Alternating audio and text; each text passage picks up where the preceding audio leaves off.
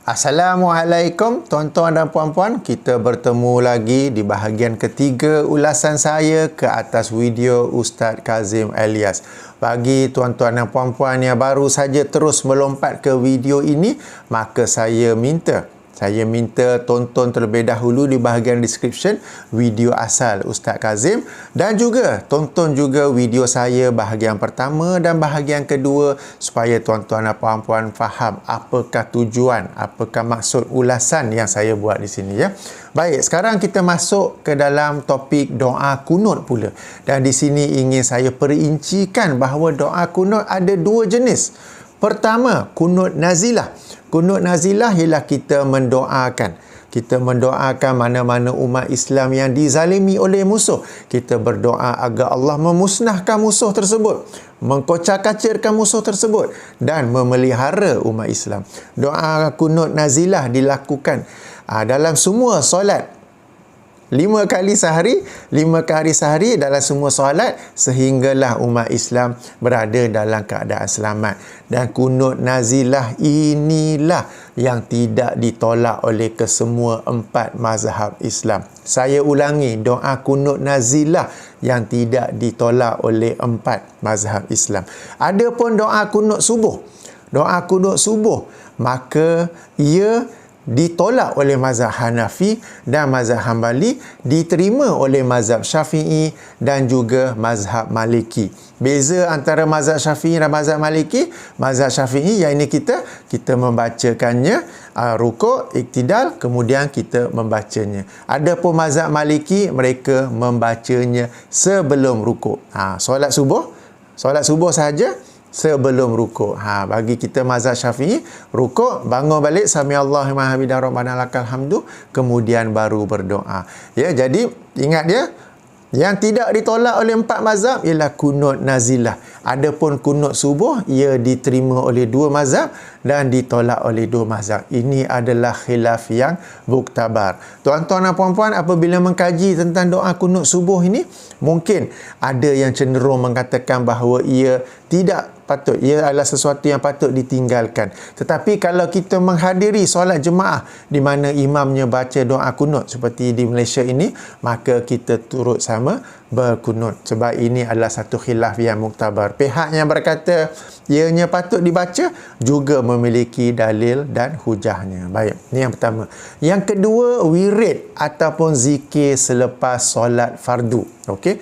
Depa ni ataupun puak-puak ni bukanlah melarang, bukan berkata tidak ada zikir, akan tetapi yang dikatakan ialah zikir yang diamalkan di kebanyakan masjid dan surau di Malaysia ini tidak menepati lafaz maupun bilangan yang diajar oleh Rasulullah sallallahu alaihi wasallam.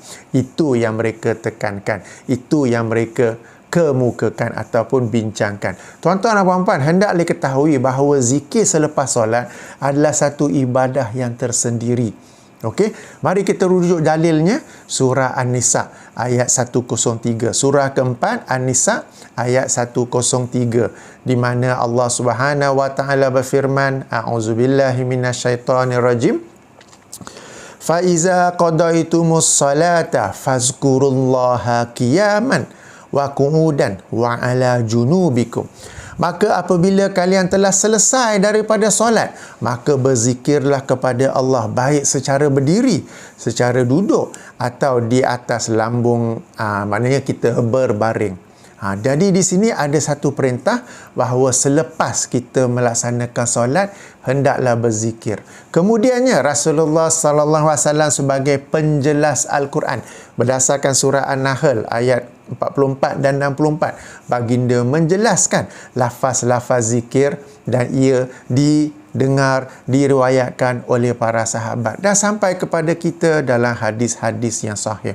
Seandainya ayat ini 103 surah An-Nisa ini Allah menyuruh kita berzikir, kemudian Rasulullah pun menyuruh kita berzikir, tapi baginda tidak menyatakan apa-apa lafaz maupun bilangan, maka barulah kita bebas memilih lafaz zikir yang kita sukai. Akan tetapi memandangkan Rasulullah sallallahu alaihi wasallam telah mengajar lafaz-lafaz zikir yang hendaklah dibaca, maka hendaklah kita membaca lafaz zikir yang Rasulullah ajarkan. Dan Rasulullah juga telah menerangkan bilangannya. Hendaklah kita juga membaca dengan bilangan yang baginda ajar. Jadi lafaz zikir selepas solat ia bukan sesuka hati yang boleh dibuat sebagaimana yang lazim dilakukan di sebahagian masjid yang surau di Malaysia atau mungkin kebanyakan, akan tetapi ia adalah lafaz dan bilangan yang spesifik daripada tunjuk ajar dan amalan Rasulullah sallallahu alaihi wasallam. Ya, sebenarnya lafaz-lafaz zikir yang dibaca dalam solat tu ada hadisnya, tapi hadisnya tu suruh baca dalam ketika yang lain ataupun dalam suasana umum, lalu ditarik untuk baca dalam suasana khusus selepas solat fardu. Padahal selepas solat fardu Rasulullah ada mengajar secara khusus apakah lafaz zikir yang patut dibaca.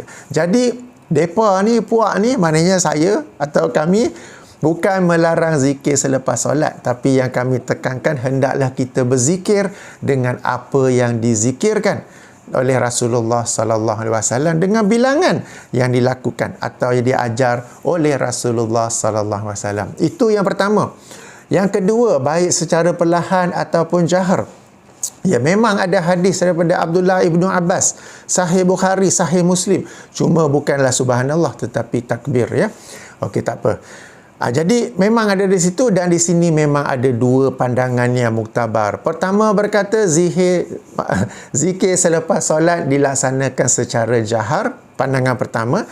Pandangan kedua yang merupakan pandangan jumhur dan pandangan mazhab Syafi'i, zikir hanya dilakukan secara kuat untuk mengajar jemaah lafaz zikir. Bila mereka sudah tahu, maka zikir itu dilakukan secara perlahan.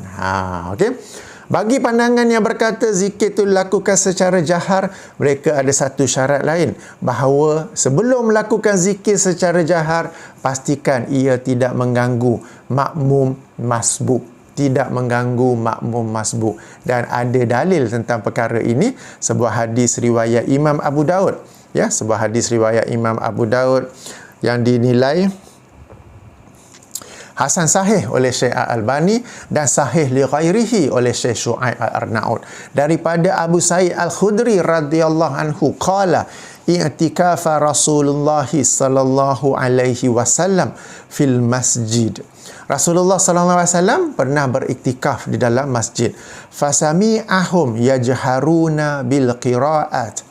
Maka baginda mendengar mereka jahar, menguatkan suara dalam membaca Quran. Qiraat maknanya sedang membaca Quran. Jadi baginda mendengar mereka ni menguatkan suara, jahar dalam membaca Al-Quran. Fakashafa sitra, maka baginda menyingkap tabir. Waqala, dan bersabda, ala inna kullakum munajin rabbahu. Ketahuilah bahawa setiap kalian sedang bermunajat kepada Tuhannya. Fala yu'ziyanna ba'dukum ba'da, maka janganlah sebahagian kalian mengganggu sebahagian yang lain. Wala yarfa' ba'dukum ala ba'din, dan janganlah sebahagian kamu meninggikan suara di atas sebahagian yang lain. Fil qiraati aw qala fi salati, dalam bacaan Quran kamu, atau perawi ragu dalam solat kamu, ataupun dalam doa kamu, dalam doa kamu. Jadi hadis ini menjadi dalil bahawa dalam rangka kita beribadah jangan sampai mengganggu ibadah orang lain. Be considerate. Jadi dalam rangka kita hendak berzikir secara kuat, perhatikan dulu ada makmum masbuk ataupun tidak. Dan ini merupakan salah satu hikmah imam apabila selesai solat, beliau berpaling, berpusing. Sama ada pusing 180 degrees, 180 darjah, ataupun berpusing 90 darjah, 90 darjah. Baik ke kanan, baik ke kiri. Antara hikmahnya, pertama, memberi isyarat kepada orang bahawa solat telah pun selesai. Dan kedua, beliau, yakni imam, dapat lihat ada makmum masbuk ataupun tidak. Kalau tak ada, dipersilakan zikir secara jahar. Kalau ada, jangan ganggu mereka yang sedang makmum masbuk. Tunggu sudah habis, kemudian boleh zikir secara jahar jika mahu. Ini zikir, ya, bukan doa. Ini zikir. Doa kita telah baca, kita telah kaji dalil-dalilnya dalam bahagian pertama bahawa ia hendaklah dilaksanakan secara perlahan, sendiri dengar, sendiri baca, sendiri dengar doa tersebut. Ya, jadi kami, yakni depa ni, puak-puak ni, bukan menolak, bukan melarang zikir ataupun wirid selepas solat, akan tetapi yang kami bicarakan ialah tentang lafaz zikir itu dan bilangan zikir itu. Kemudiannya jika hendak melakukannya secara jahar, janganlah sehingga mengganggu makmum masbuk kerana ia dilarang oleh Rasulullah sallallahu alaihi wasallam. InsyaAllah kita berjumpa lagi dalam video keempat. Berdoa menolak bala. Adakah begini atau begini? Begini atau begini? InsyaAllah ya. Subhanakallahumma wa bihamdika. Asyhadu an la ilaha illa anta. Astaghfiruka wa atubu ilaika. Assalamualaikum warahmatullahi wabarakatuh.